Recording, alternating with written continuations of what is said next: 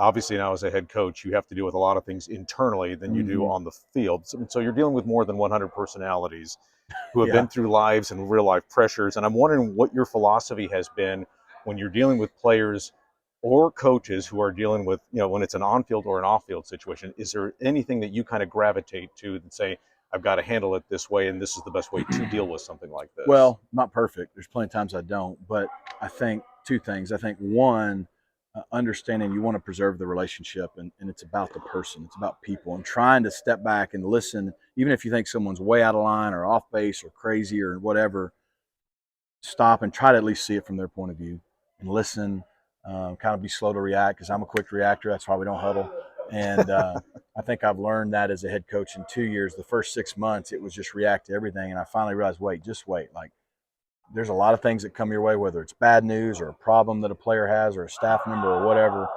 And probably 8 times out of 10, if you just take a deep breath and go, okay, and you listen, you take it in and you be thoughtful, and then you try to maybe put yourself in that other person's shoes. You may go, you know what, they're still not handling this right, but I at least see why they're doing it. Now it helps you communicate, have that relationship, try to help the individual or maybe improve yourself. And so that's why I just think life's about people and it's about relationships. And if people know you care about them, you can overcome the hard things in life, whether it's in their life, straining your relationship, things they disagree with you on, whatever that may be. But if there's no relationship, if there's no trust, if they don't know you care about them, then it's all kind of fake and superficial. So I think at the core of it, it's be about the person, have relationships, and then try to just at least see where they're coming from, whether you agree with them or not. Sure.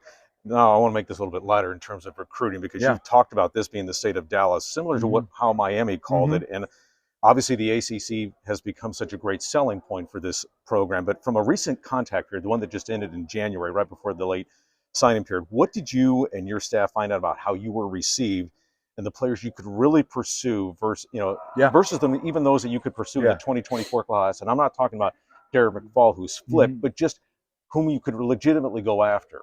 Yeah, I mean, instantly when the conference change happened, it changed things for us. It was really the last step to validate our entire program, climbing all the way back to the top and being on the national stage. Because now a lot of kids in the Metroplex want to come to SMU because we're the only school in Dallas, and we're a really good institution now. We've been winning. We've won. No one's won more games than us in the last 5 years in Texas. We've won 43 games. I think we're tied with UTSA with that, and so. We've been winning. We have a great school. We have a campus. We're putting up new facilities. We had all the things you need, but the conference, they wanted to play on that highest level and on a national stage. And now when they go, oh, your first conference game is Florida State, okay, it just changes the feel. So I think instantly it changed, more so in the 25 class coming up and maybe some transfers. I think it's still going to take a full year in the conference for everyone to totally grasp, oh, they're in the ACC, and us to feel the full bump.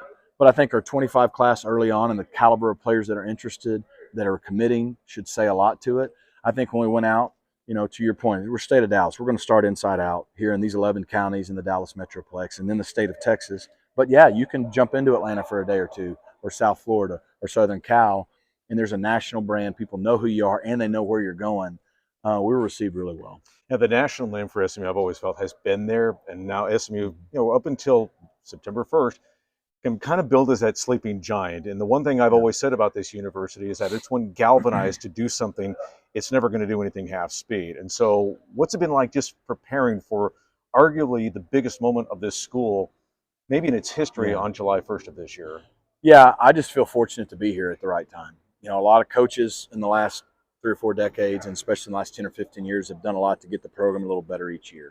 A lot of players have come here and played and not gotten to go play in the ACC, but they had a lot to do with us getting back to this point. So I feel humbled and blessed to be the head coach during this time where we have great support. I mean, to your point, the support behind our program from Dr. Turner to Rick Hart to Mr. Miller and our board and all of our alumni is just 100% in our direction.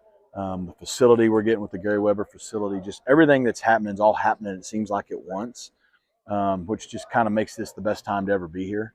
And there's no pressure. We don't have to go out and win the league. We're going to try. Right. That's not the point. We're there. Now we want to start building. And I think there's a reason that probably for the last couple of decades, a couple of our local schools in the state didn't want us in their conference because Dallas is special. Recruiting the Metroplex is a big deal.